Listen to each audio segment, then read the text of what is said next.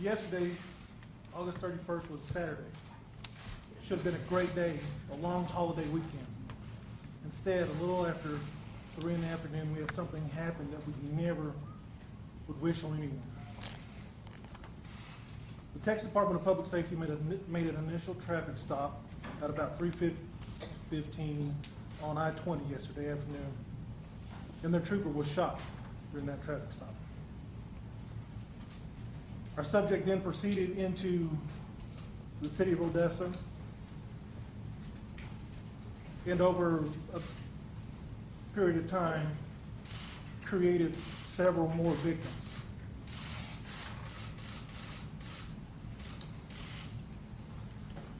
Initially, it was thought that there may have been multiple shooters, and that is because at some point this subject changed vehicle. We are now confident that there was just the one actor.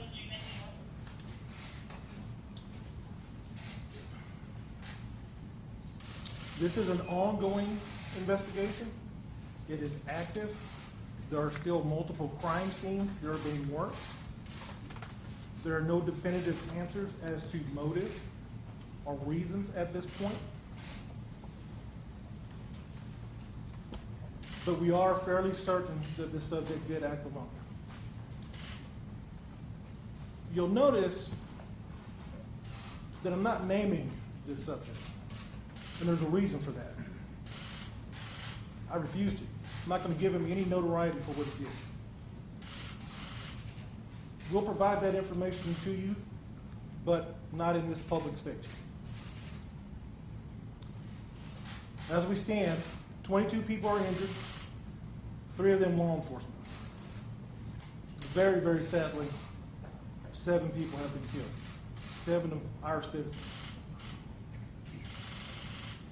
Those 7 victims have ranged in ages from 15 years to 57. Very sincerely, I say to those families, I offer my apologies and my condolences. My heart aches for all of them. I ask the city of Odessa, the state of Texas, and the nation to please lift up your hearts and send us your prayers. I thank everyone who has already done that. There has been a tremendous outpouring. And just to the local audience, please, with your show of support, you're going to the crime scenes and you're dropping off food and water, and that is much appreciated, but it is also hindering the investigation. So please, if we could stop that and just bring that stuff to a central location here at UTPB would be great. Also want to thank all the support we've gotten from other local, state, and federal law enforcement agencies. The outpouring of resources has been amazing. The cooperation while this incident was ongoing was amazing. Please understand this is a different type of active shooter that we were involved with because he was mobile. And that creates some very special type of issues. So my thanks go out to our brothers and sisters in Midland with the Ector County Sheriff's Office and the Midland County Sheriff's Office and the University of Texas Police Department and Ector County Independent School District Police Department. And I could sit here all day and name those agencies, those local agencies and state agencies that helped out, and my heart is just filled with gratitude to each and every one of those professionals. So, to close out, I would invite everyone, the community, to join us here this evening at UTPB for our prayer vigil, which will start at 7 p.m. Well, Chief, thank you. Thank you. We're proud of you.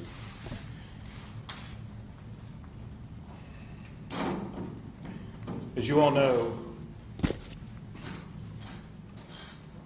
the lives of the people of Odessa and the entire Permian Basin region have been shattered over the past 24 hours. Hearts have been broken. We want people of the Permian Basin to know that all of Texans stand with you and embrace you at this time of challenge. We are here today, and we'll be here every day until this community is pieced back together.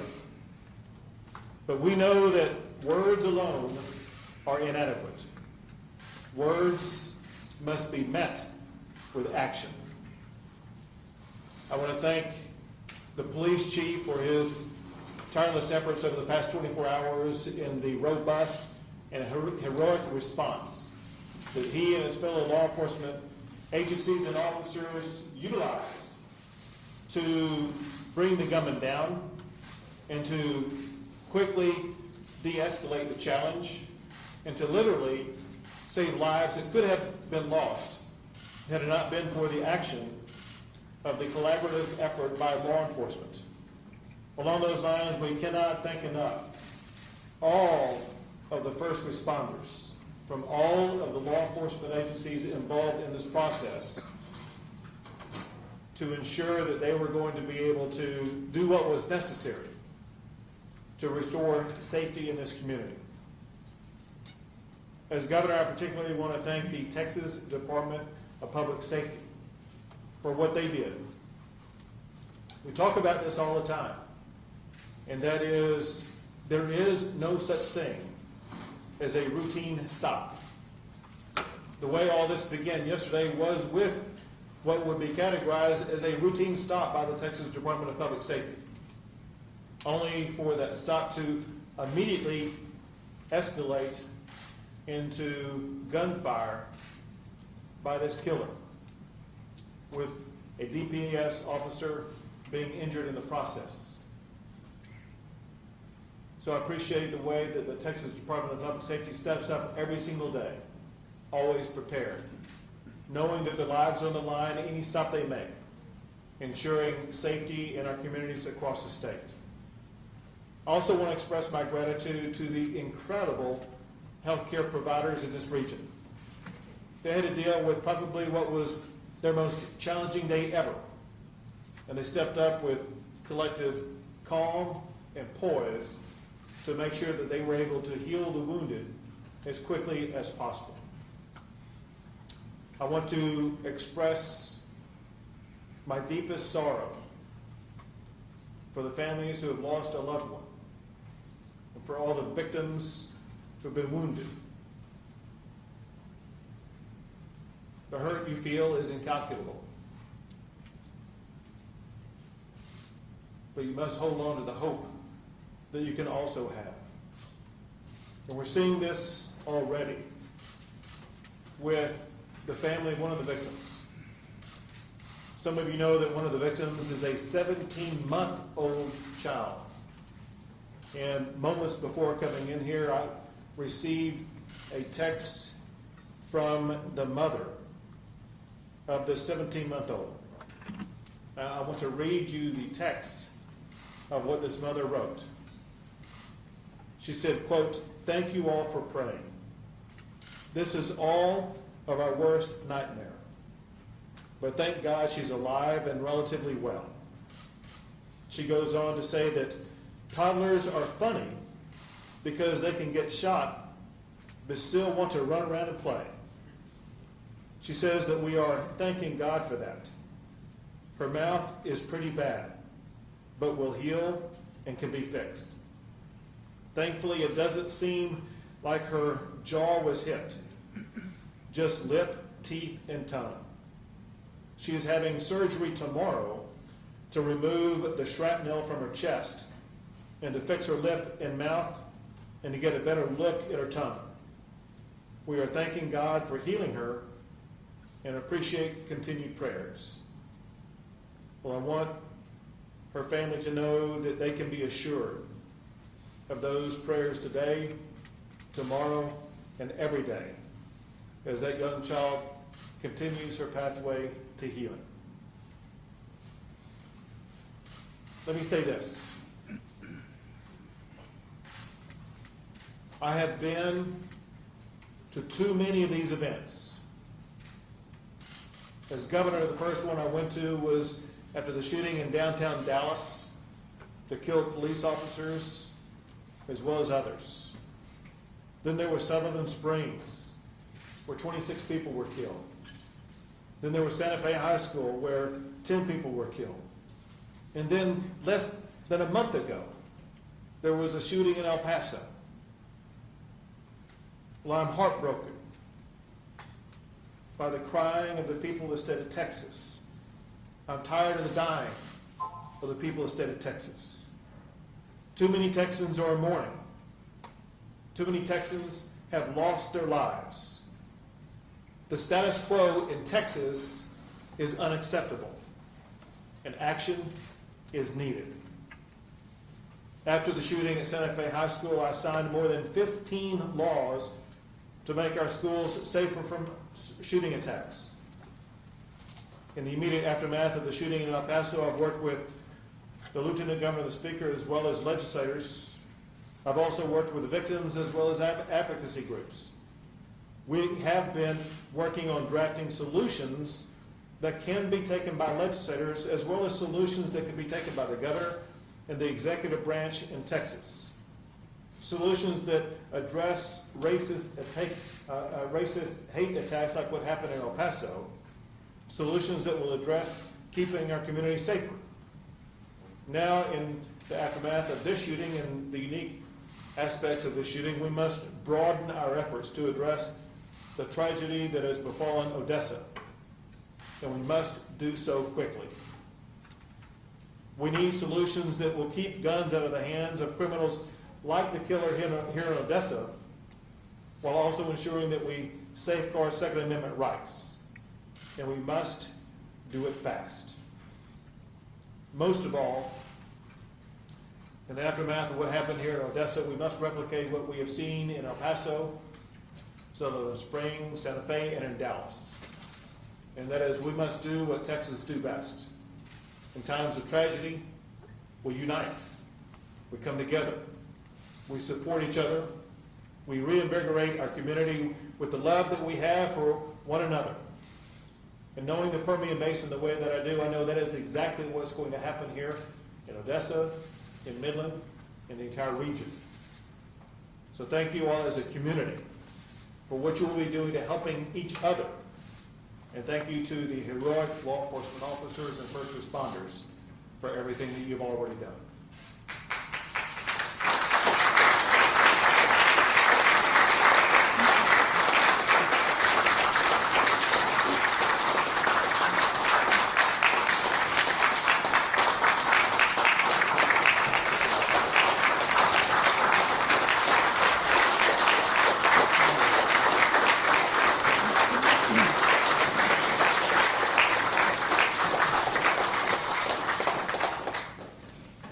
Well, as we continue with this press conference, first I'd like to echo and applaud the governor for all the work he's doing, trying to bring a lot of attention, needed attention, overdue attention onto the active shooter.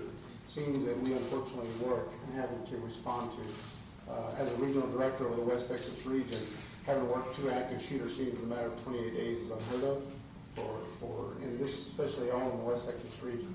So when we have things like this, incidents like this, it's important that we reach out to our partners, and we all, as you can see, those behind me and those on the table with me, we can't do it alone.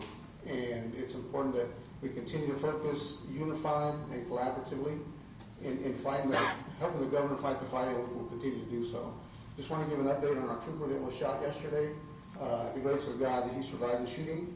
He went through a couple of hour surgery yesterday, and the doctors left there very optimistic that he will have a recovery, a full recovery after obviously a road ahead of some rehabilitation, but he will be fine.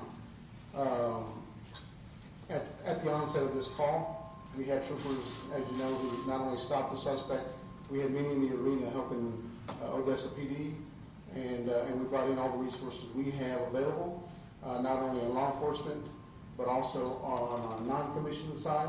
Victims counselors are working behind the scenes with the Odessa Police Department and the Federal Bureau of Investigation as well, ensuring that those families that are suffering the losses are definitely educated and compensated as the law allows. And thanks to the governor and the Office of Attorney General, we'll make sure that all monies are made available to the families and to help them in the road to recovery. Thank you. along those lines, I want to emphasize one thing. First is gratitude to the legislators from this region who can be very helpful in the effort of making sure that the victims and others get the resources they need. They're behind me, and I want to recognize the senator from this region, which is Senator Kel Seliger, and the House of Representatives member Brooks Landgraf, as well as regional representative senators, Senator Perry and Representative Craddock. They can all be extremely helpful in working with local families and local communities and local schools, as well as the healthcare providers, in providing information to us at the state level. So I urge you to be active in the next day, weeks, and months to come, and working with these representatives and senators to make sure that all of your needs are raised and addressed. With that, we'll pass over to the federal official involved. So my name is Christopher Combs. I'm the FBI Special Agent in charge. First, I want to commend the local law enforcement effort and the state effort here. There is no question that these are the true heroes. In the midst of a man driving down the highway shooting at people, local law enforcement and state troopers pursued him and stopped him from possibly going into a crowded movie theater and having another event of mass violence. I think that's the story of law enforcement that should be conveyed, of how heroic the chief's men and women are. So I want to commend them on that. The FBI is here, as we are now, almost every other week, supporting our state and local partners on an active shooter. We are now at every 2 weeks, almost every 2 weeks, an active shooter in this country. The FBI responds to them all to support our state and local partners. Here in Odessa, we have 130 FBI personnel supporting the chief, with help also from DEA and ATF and the Postal Service. There's another 45 federal agents here. So I have pledged all the federal law enforcement to support the chief and the commander, that we can help them on this. I know your questions are probably, is there a connection to terrorism in this? At this point, I can tell you, but we do not believe that there is any connection to any domestic or international terrorism. But we are still working through that. We're conducting searches at this exact moment in time to make sure that there is nobody else even possibly connected with this. I support the chief's announcement. We do believe this is a single shooter. This was not a multi-shooter event. We have worked very closely in the past with DPS and the Texas Rangers. In fact, the very same team that worked at the Sutherland Springs mass shooting is the team that's here from the Rangers, along with the FBI team that did that crime scene as well.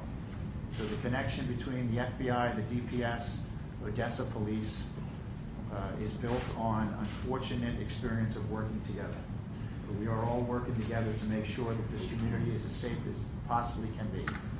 And we will be here for the duration of the time that the chief needs our services. And unfortunately, we will then get ready to go to the next active shooter, which is an unfortunate statement to make, but it seems like that's what we do. We respond to one after another of these horrible events.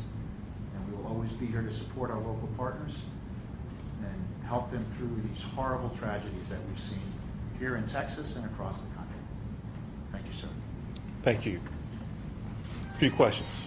Chief, can I ask you, do you believe that the gunman was going to go into that theater? Is that your belief? You know, there's no way of absolutely knowing that, but it begs the question, why go to the theater if you're not planning on entering the theater? And please understand that on a Saturday afternoon in Odessa, Texas, that is one of the most crowded places to be. Do you know what his initial motive was when he got that traffic stop? I do not. At this point, we do not. Is there any reason to believe that this could have been a planned attack? Again, the investigation is still ongoing, and there's a lot of questions that we just don't have answers to at this point. Do you feel that Can you describe the moments in that shootout outside the movie theater? Can you describe that shootout? How long did it last? Did the shooter have a chance to reload? Was he saying anything to the officers that were there? Again, you know, all that is still under investigation. There are some videos that are out there, but I'm not going to get into that incident at this point. We're just point of order. We're gonna call on people to Raise your hand, and then we'll call on them. Chief Review, there was also another crime scene we responded to stadium where an eyewitness told us that a blue pickup truck was shot by police officers and that it was involved in a chase earlier that evening. Do we know if that scene is connected to the shooting that happened earlier today? And if not, can you still tell us what happened in that situation? I have no information about the incident that you're talking about. What was the firearm used in the shooting and how did the suspect behave? Okay, the firearm was an AR type weapon. And as far as how he obtained it, that is still under investigation. Why did you make this stop in the first place? Why was he stopped in the first place? He stopped for a simple traffic violation. By DPS. By DPS for failed to signal required distance. Did he have any criminal What? record? I'm sorry? Criminal record? He's got, I believe there is some criminal record attached to his driver's license that I'm sure that'll surface later. Is the suspect from Odessa? Right there. Question for the governor. By coincidence today, a bunch of new gun laws went into effect in Texas that a lot of people see as weakening gun laws in Texas. What do you say to people who look at that and wonder if Texas is going the wrong direction to stopping more shootings? Well, for example, one of the laws that went into effect, and some deal with issues like this, and that is laws that ensure that school marshals, more school marshals will be able to have guns to keep schools safer. So some of these laws were enacted for the purpose of making our community safer. Is Texas doing enough to restrict guns like AR-15? Well, what we have been doing, especially in the aftermath of the shooting in El Paso, we've been meeting daily, in part with members of the legislature, in part with victims, in part with members of the community, in part with our federal counterparts. And we've been hammering out on a daily basis new additional solutions that we will be working to offer up, some by the governor, some by the executive branch, some by the legislature. But these will be new and different solutions that will work to de-escalate gun violence in Texas. Does it increase the sense of urgency to have two incidents like this within a month? Absolutely. Is the suspect from Odessa? Is the suspect from Odessa? The suspect has an Ector County address. Go ahead, sir. Sir, do you know any reason why the subject would have been resisted being stopped, for example, with an outstanding warrants or unbrought criminal matters again? So you know? As far as I know, there was no active warrants. Can you walk us through the timeline of who was shot? No, we can't, actually, because it's a very chaotic situation when these things happen, and that is all being pieced together as we speak. Governor Abbott, one of the things that you said is that words must be met with action. One of the things that unifies the shootings that you just mentioned, Dallas, Sutherland Springs, El Paso, Odessa, is an AR-style rifle. Is it time to ban these kinds of weapons? Yes or no, sir? This is the kind of thing that legislators are already talking about. It's one of the topics that was raised during the roundtable discussions that we had in El Paso.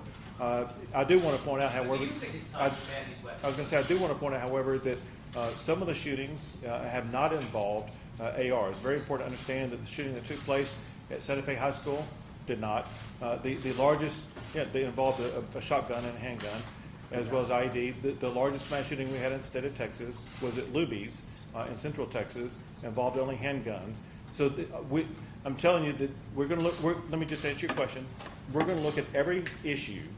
There's no issue that we will not look at, and we're going to be working with legislators to find out what the best solutions are for Texas. But where do you fall on that issue? I appreciate your answer, but I would wager to say that every law enforcement officer behind you would say that they would rather go up against a person with a handgun, gentlemen, ladies, rather than someone with an assault rifle. Is that correct? And the people we also talk to are law enforcement officers.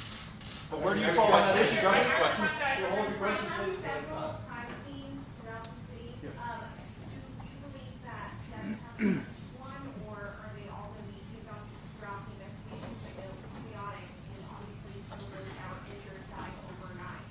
So which ones specifically would you consider to be those scenes, or all that being processed? All scenes are being processed. Again, well over 15 scenes. It takes time to process that many scenes. And with someone who has AR and a car like that, is that a concern that maybe you guys stop them from actually committing a mass shooting, or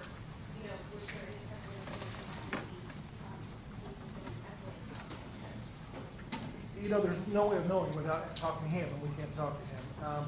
But again, he showed up at a movie theater, which would tend to show his motives.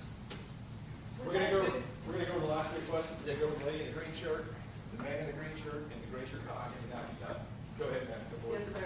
First and foremost, thank you guys for everything you've done. I know there's no perfect answer as far as how to combat these particular mass shootings because they're unpredictable. But we spoke with a man yesterday who was a person that was in the theater during the whole evacuation process. He was disturbed and he was wondering, is there a reason why an evacuation was initiated rather than a lockdown? And will this, I guess, help you guys in the future make those types of decisions? The situation was so fluid. At that point, this person was driving from location to location to location to location.